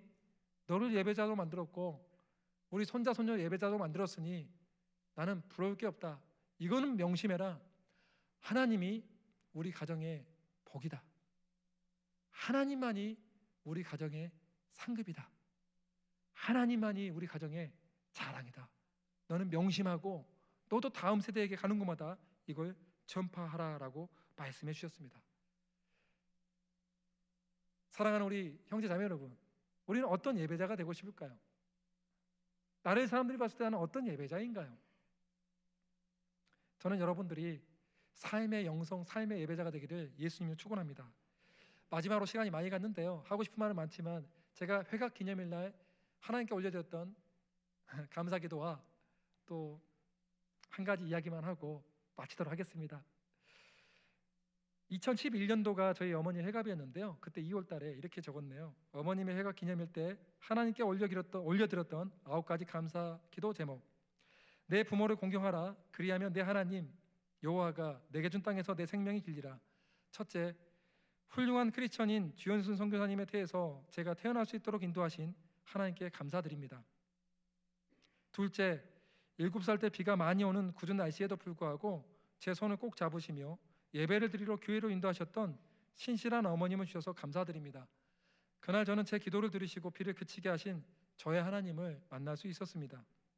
셋째, 아버지가 뇌종양 수술 후 2년 동안이나 말할 수 없는 벙어리와 반수불구의 장애인이 되셨음에도 불구하고 6개월 동안 병원에서 아버지와 함께 지내시며 사랑과 헌신으로 아버지를 섬기시고 나머지 1년 6개월 동안은 70kg 이상 나가시는 아버지를 매일 기쁨으로 집에서 목욕시키시며 운동시키셨던 어머님을 통해 크리스천의 섬김과 사랑을 제 눈으로 목도하게 하시고 어머님의 삶을 통하여 부부의 사랑과 의무를 가르쳐 주신 하나님께 감사를 드립니다. 넷째, 아버지가 병으로 쓰러지고 어린 아들 2명을 돌봐야 하는 극심한 절망과 고통의 순간에서도 예배자의 삶이 얼마나 소중한 것인지를 삶으로 보여주시며 날마다 하루 2번씩 아침 저녁으로 가정 예배를 드리므로 실제하는 천국의 삶이 어떤 것인지를 제가 깨달으며 체험할 수 있도록 인도하신 그런 신실한 어머님을 주셔서 감사합니다. 저는 지금도 그 천국의 예배를 사모합니다. 다섯째, 신장 이식 수술을 하지 않으면 죽을 수밖에 없었던 외삼촌을 위해 기꺼이 자신의 신장을 외삼촌에게 이식하며 하나님께서 기뻐하시는 이웃사랑을 실천하면서 복음을 말로만이 아닌 삶으로 증거했던 어머님을 통하여 참된 이웃사랑의 방법과 복음 증거의 삶을 가르쳐 주신 하나님께 감사를 드립니다. 여섯째, 눈에 넣어도 아프지 않는 사랑하는 둘째 아들을 그의 대학교 입학식 날 교통사고로 잃게 되었고 그 아들이 한 줌의 죄가 되어 당신 앞에 돌아왔을지라도 하나님을 원망하지 않으며 눈물로써 하나님께서 모든 것을 아십니다라고 날마다 엎드려 기도했던 어머님을 통하여 어떠한 상황 가운데서도 주신 자도 여호와시요 취하신 자도 여호와시니 여호와의 이름이 찬송을 받으실지라. 이 욥의 고백이 크리스찬의 고백임을 가르쳐 주신 하나님께 감사를 드립니다. 당신의 은혜는 우리에게 충분합니다. 이런 신앙을 어머님의 삶을 통해 볼 수 있고 가르쳐 주신 하나님께 감사를 드립니다. 일곱째, 50대 후반에 선교사가 되어 캐나다로 파송되어 오셨을 때 모든 사람들이 무시하고 비웃으며 심지어 아들인 저마저도 이해할 수 없었을 때 선교사는 현지 언어를 습득하게 한다며 전도를 하실 때마다 사용하셨던 암송구절 129절을 영어로 아들과 며느리 앞에서 더듬더듬 외우셨던 어머님을 통해 선교사의 사명과 언어 훈련의 중요성을 가르쳐 주신 하나님께 감사를 드립니다. 여덟째, 지난 3년 동안 비가 오나 눈이 오나 하루도 빠짐없이 매일 땅밟기 기도하며 2,000명 이상에게 전도했던 어머니, 하루에 한 명이라도 전도하지 않으면 전도할 때까지 집에 돌아오지 않으셨던 어머니, 때로는 중고등학생들이 어머니 앞에서 담배를 피우면서 모욕적인 말을 할지라도 그들을 축복하며 하나님께 감사를 드렸던 어머님을 통해 전도와 선교의 삶을 통하여 영혼을 사랑하는 삶을 가르쳐 주신 하나님께 감사를 드립니다. 2,000명 이상에게 전도했을지라도 열매가 없는 상황 가운데서 하나님께서 모든 것을 아신다며 포기하지 않으신 어머니에게 이 아들이 어머니의 열매라고 말씀해 주시고 이 아들을 통하여 수많은 영혼들을 주님께로 인도하게 하시니 그 크신 은혜에 감사를 드립니다. 아홉째, 부족한 아들과 며느리를 항상 사랑과 겸손으로 섬겨주시고 격려해 주시는 어머님을 통해 섬김의 종이 어떤 모습인지를 가르쳐 주신 하나님께 감사를 드립니다. 사랑과 긍휼과 자비의 하나님, 저에게도 은혜를 베풀어 주셔서 만약 제가 회개까지 살 수 있다면 그때 제 아들 샘과 뱃속에 있는 아이가 하나님께 이런 아버지를 주셔서 감사합니다라는 기도를 올려드릴 수 있는 은혜를 저에게 허락하시고 축복하여 주시옵소서. 제 삶이 어머님의 삶처럼 성경에서 말하는 진짜 크리스천의 삶이 되게 하소서. 우리 가정을 날마다 기억하시고 언제나 함께해 주시옵소서.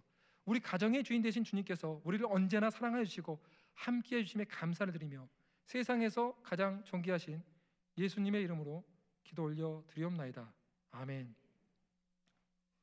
저는 어머님처럼 예배에 목숨 거는 법을 작년 7월부터 배워가고 있습니다.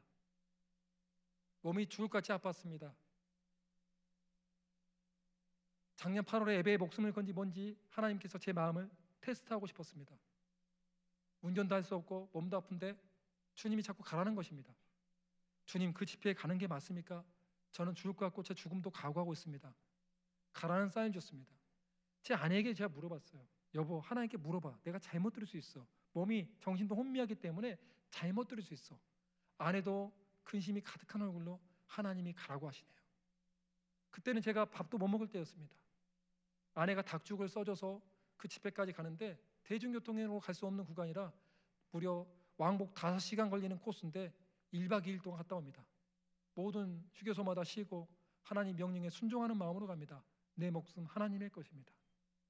그 집회에 갔는데 큰 연합 집회였는데 그분들이 저한테 그랬습니다. 선교사님 강의할 수 있겠어요? 주님이 보내셔서 왔습니다. 저 먼저 3시간 동안 좀 누워 있겠습니다. 누워 있었어요. 내 목숨 하나님의 것입니다.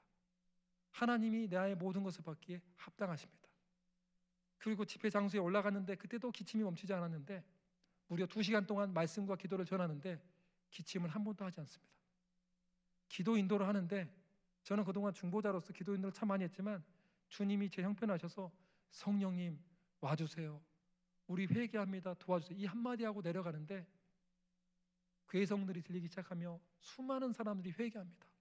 어린아이들이 떼굴떼굴 구릅니다. 괴성을 지릅니다. 누가 했을까요? 하나님이.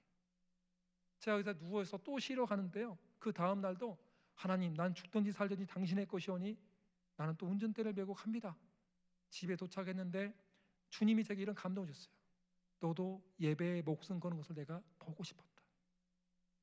너희 목사들, 지도자들 예배에 목숨 걸라고 하지 나 그 모습 보고 싶었다. 그 이후에 제 몸이 조금씩 이렇게 나아지고 있는 거예요.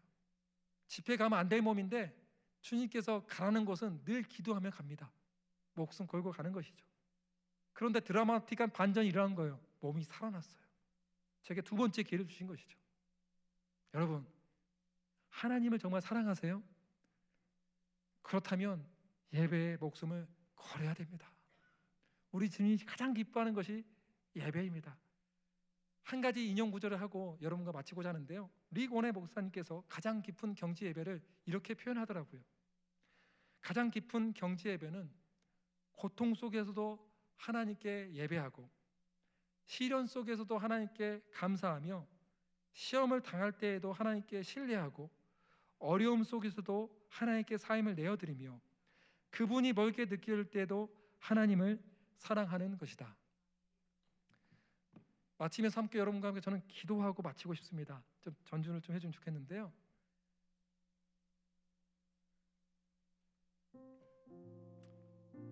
주님은 이 시대에도 가인의 예배를 드린 사람을 보면서 참 슬퍼하세요. 종교인들, 아직도 하나님 은혜가 뭔지를 모르는 사람들, 교회 열심히 다니면 복 받겠지라고 착각하는 사람들, 내가 얼마나 헌신했는데 왜 하나님 이것밖에 안 줘? 아니요, 주님 울고 계세요. 그건 네 마음 가운데 없으면 죽을 것 같은 것이 너의 성공과 부가 아니었니? 이 시대의 바알 돈이 아니었니? 이 시대의 아세라와 같은 쾌락이 아니었니? 두 마음이 네 마음 가운데 있지 않니? 주님이 그러신 거예요. 그건 예배가 아니다. 그건 종교다. 난 너희들이 나의 사랑을 알았으면 좋겠다. 그건 뭔지 아십니까? 첫째도 하나님, 둘째도 하나님, 셋째도 하나님이 되는 거예요.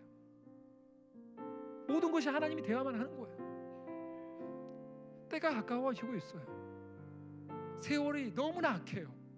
그런데 대구 땅을 바라봐도, 한국 땅을 바라봐도 영적인 고아들이 너무 많아요. 하나님이 얼마나 울고 계신지 몰라요. 영적인 고아들, 아버지가 없이 세상 신에 절하고 있는 그 수많은 잃어버린 영혼들 향해 주님이 녹화하고 계세요. 너희 마음의 문을 열라. 가늠하고 있는, 영적으로 가늠하고 있는 현장 가운데서 너희 마음의 문을 열라. 내가 너의 진짜 주인이다. 내가 너의 진짜 아버지다. 내가 너의 창조주다. 내가 너의 구속자다. 내가 진짜 너의 영적인 신랑이라고 외치는 주님의 음성, 오늘 듣기를 원합니다. 눈이 열리기를 원합니다. 마음이 열리기를 원합니다. 그러하기 원하신 분들은 다 같이 주여 3장 외치며 기도할 때, 주여 나를 항복하고 주님께 회개하오니 회복시켜 주시옵소서. 내 우상을 볼 수 있는 눈과 귀와 마음이 열리게 하여 주시옵소서. 그러하기 원하신 분들은 다 주여 3장 외치며 간절히 기도합니다.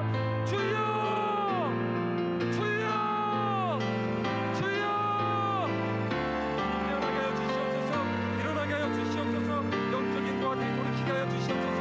주님을 알게 하여 주시옵소서. 진짜 예배자들은 어디에 있습니까? 없으면 죽을 것 같은 우상들이 아니라 정말 살아계신 하나님 아들 예수 그리스도의 사람들이 어디 있습니까? 예수님의 뜻이고 왕되심을 선포하는 사람들이 어디에 있습니까? 하나님 도와주시옵소서. 깨어나게 하여 주시옵소서. 진짜 구하는 것이 살아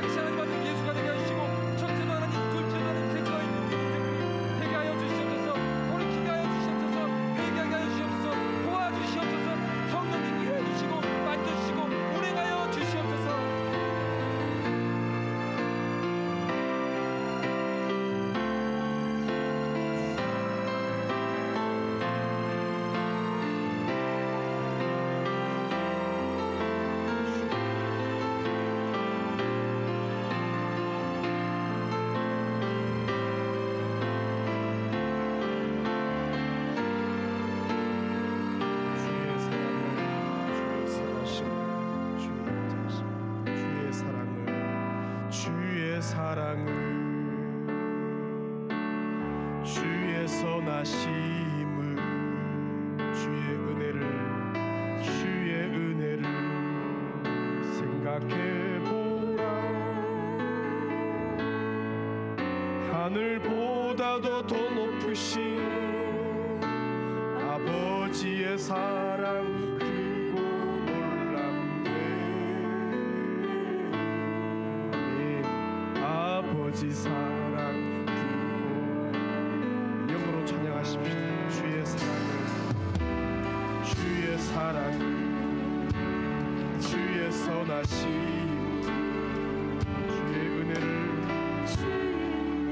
생각해보라. 하늘보다도 더 높으신 아버지의 사랑 크고 놀랍네.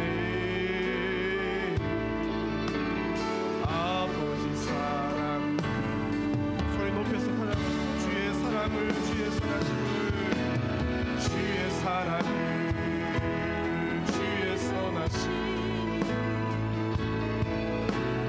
주의 은혜를 생각해보라.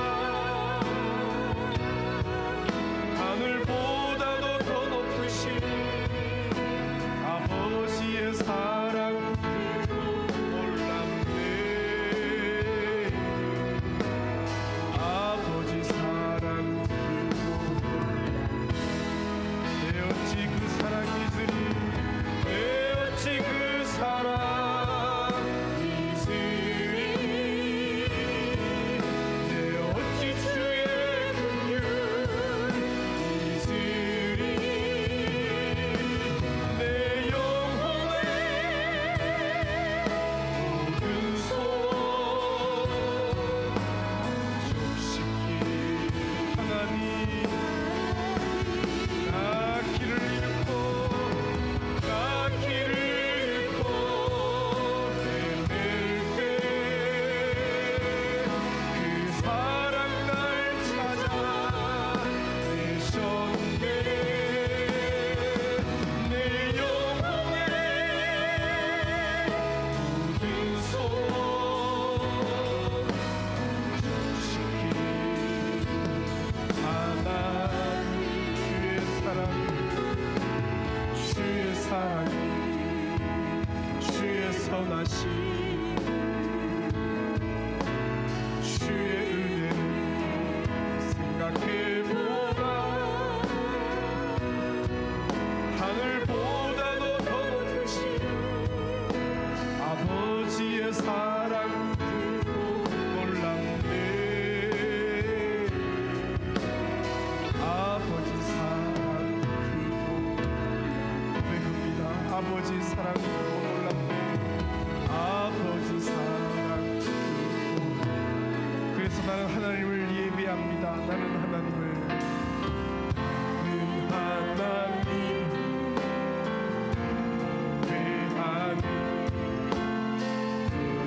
회자 손 높이 들고 전심으로 나는 하나님을 가서 있는 어디서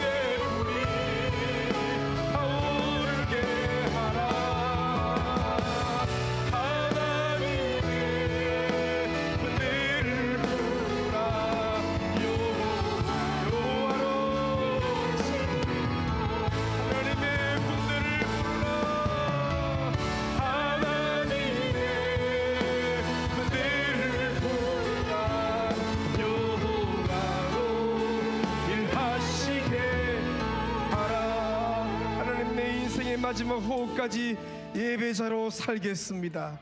어디에 쓰든지 부르신 곳에서 예배자로 살겠습니다. 내가 예배에 목숨 걸겠습니다. 아버지, 나의 자녀들이 예배에 목숨 걸겠습니다. 우리의 다음 세대 청년 세대가 예배에 목숨 걸겠습니다. 마음 백성들이 예배하는 그 일에 주여 내가 내 생을 걸겠습니다. 믿음의 손을 높이 들고 주여 간절히 부르짖고 통성으로 기도하며 나갑니다. 예배자로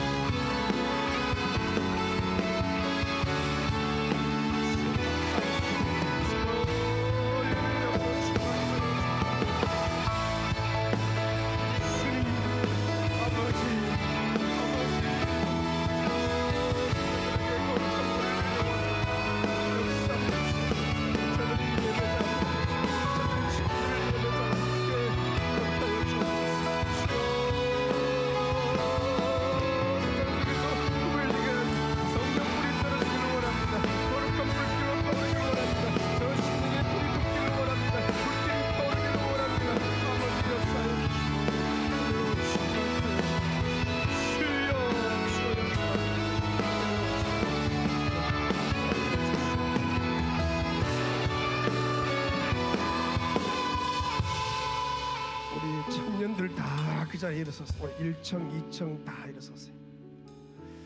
우리 중고등부 아이들도 다 일어서십시오. 우리 교회 중등부, 고등부 아이들 다 일어서시고, 우리 교회 소년부, 초등부, 유년부 아이들, 유치부 아이들 일어서고, 사무실에 있는 유아부 아이들도 일어서고, 이 시간에 우리 부모 세대가 저들을 위해 주여 저들에게 이 시간 거룩한 불을 내리워 주시옵소서. 예배의 영을 저들을 먼색에 기름 부어 주옵소서. 평생에 저들이 예배자로 살게 하여 주옵소서. 어디에서든지 예배에 목숨 걸게 하여 주옵소서. 저들이 예배에 성령에 사로잡히게 하여 주시옵소서. 저들의 인생을 주님이 책임져 주시옵소서. 아버지, 오늘 특별히 1, 2 청년부가 아버지 내일 모레 주일까지 주여 아버지 완전히 주님의 영에 사로잡히기를 원합니다. 진리의 말씀에 붙잡히기를 원합니다. 아버지, 예배자로 평생 쓰임받기를 원합니다. 이 시간 저들에게 불을 내리워 주시옵소서. 거룩한 불, 하늘의 불, 성령의 불, 말씀의 불, 진리의 불, 성교의 불, 전도의 불길로 펄타오르게 하여 주시옵소서. 우리 부모 세대가 우리 자녀 세대를 위해서 주여 부르짖고 동성 합심하여 기도합니다. 주여 아버지, 우리의 귀한 청년들, 청소년들, 주일하신들, 영아, 유아, 유치부, 유년, 초등, 소년부, 중고등부 주여 기억하여 주시옵소서. 1청년, 2청년들을 기억하여 주시옵소서. 계속 있는 태아들도 기억하여 주시옵소서. 예배자가 되게 하여 주시옵소서. 이 시간 예배의 영을 부어주시옵소서. 거룩한 불을 내리워 주시옵소서. 아버지, 거룩한 불덩어리가 되게 하여 주시옵소서. 성령의 불이 임하게 하여 주시옵소서. 모든 죄악들을 불태워 주시옵소서. 세상 어떤 마음들은 다 불태워 주시옵소서. 역사가 일어나게 하여 주시옵소서. 주여 주여 역사해 주시기를 원합니다. 아버지, 하늘의 불, 거룩한 불, 하늘 성령의 말씀들, 진리의 불, 사랑의 불길, 아버지여 회개의 불을 태워 주시옵소서. 아버지여 거룩한 성령의 불, 전도의 불길로, 우리의 불길로 태워 주시옵소서. 아버지, 우리 예배자로 쓰임받게 하여 주시옵소서. 주여 역사해 주시옵소서. 은혜를 더하여 주시옵소서. 주여 주여 역사하시니 감사합니다. 은혜를 부어주시니 감사합니다. 은혜를 베풀어 주시니 감사합니다. 주여 어떠한 상황 속에서도 아버지, 주님을 찬양합니다. 주님을颂축합니다. 주님을 예배합니다. 주여 우리의 유치원들의 은혜를 다하여 주옵소서.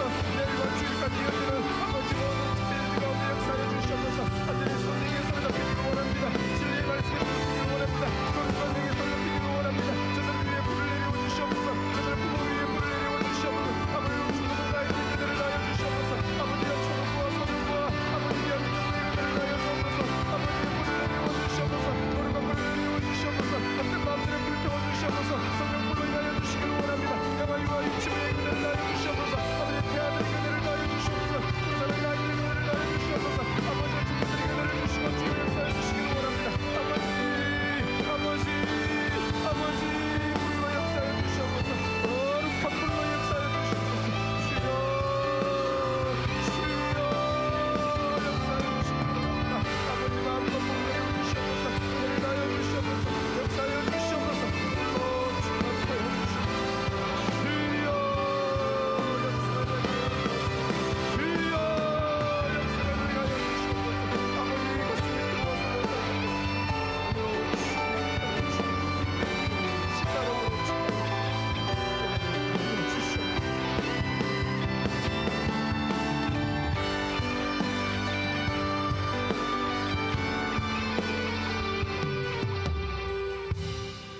시간이 많이 가서 기도를 많이 못하게 1, 2청년 따로 할 거가 그 자리 다 일어서십시다. 다리가 불편한 분은 그저 다 일어서서 우리 주님께 그럼에도 불구하고 찬양 송축해 내 영혼 찬양하면서 주께 감사합니다. 손 높이 들고 송축해 송축해 내 영혼 내 영혼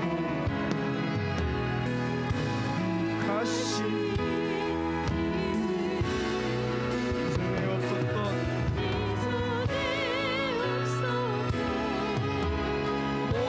노래로 나 주님을 겨 송축해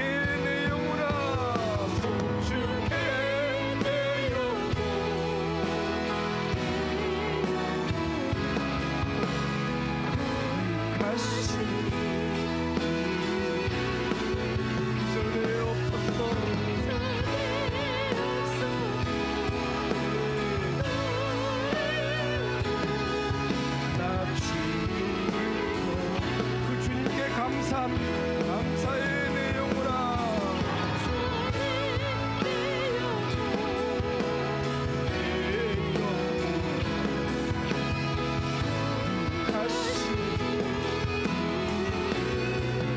이전에 없었던 감사로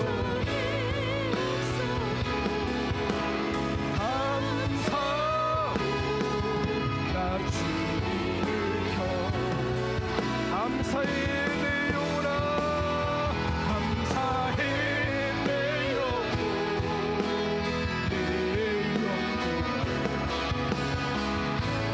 다시 이전에 없었던 감사입니다.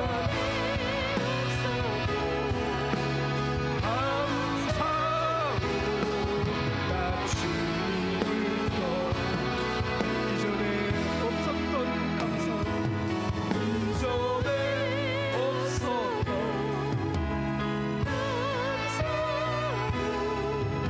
한번더 이전에 없었던 감사 이전에 없었던 감사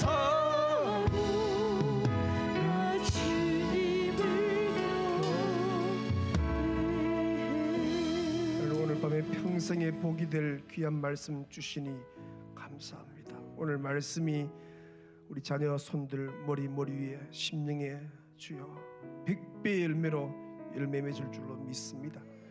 하나님 우리의 자녀들 이 시간 주의 손에 올려드립니다. 저들이 예배자로 평생 살게 하여 주옵소서.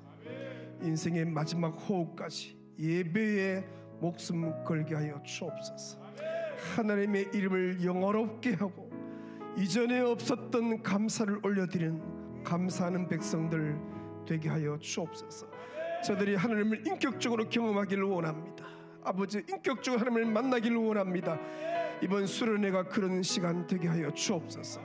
올 겨울에 주여 영아, 유아, 유치, 유년, 초등, 소년부, 우리 중등부, 고등부 1층, 2청년 온 다음 세대가 하나님을 깊이 경험할 수 있는 기회 주신 것 감사합니다. 주여 역사가 일어나게 하여 주옵소서. 저들 머리 위에 이 시간 친히 안수하여 주시옵소서. 거룩한 불을 내리워 주시옵소서. 하늘의 불, 성령의 불, 말씀의 불, 진리의 불, 회개의 불, 선교의 불, 기도의 불 타오르게 하여 주시옵소서. 저들이 가슴이 뜨거워서 못 살게 하여 주시옵소서. 저들이 예배자가 되고 저들이 만나는 사람들을 예배자로 주여 섬기게 하여 주시옵소서. 아버지 우리 부모 세대가 예배자가 되게 하여 주옵소서. 부모가 예배에 목숨을 걸게 하여 주시옵소서. 그 주여 예배의 DNA가 자녀 손들에게 흘러가게 하여 주시옵소서. 아버지 우리 교회에 예배의 영을 부어주시옵소서. 예배 시간마다 회개의 불길이 타오르게 하여 주시옵소서.